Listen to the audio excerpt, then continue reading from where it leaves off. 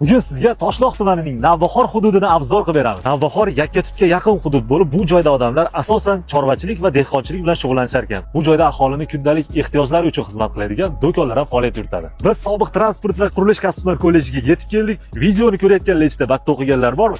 Aytgancha yaqin kunlarda bu joyda kelajak xususiy maktabi o'z ish faoliyatini boshlashi kutilmoqda.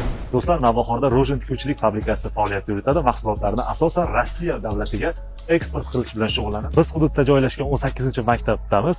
Agar mabodo siz shu maktabda o'qigan bo'lsangiz, bemalol kommentariyalarda yozib keting. Bu joyda mazza qilib futbol o'ynash uchun mini stadionlar ham bor ekan. Do'stlar, biz ayni damda Juma bozori hududidamiz. Baytda juma kuni katta bozor bo'ladi. Navbahor hududidan ham oqib o'tgan katta Farg'ona kanali oldidamiz. Uzunligi 270 kilometr bo'lgan bu kanalni 160 mingdan ortiq odam hashar yo'lida asosan belkurak va ketmonlar yordamida qazigan. Farg'ona kanalining yonginasida 20-maktab joylashgan. Kichkinagina obzorimiz sizga yoqqan bo'lsa, kanalimizga obuna bo'lib, videoni Navbahorni sog'inganlarga yuborib qo'ying.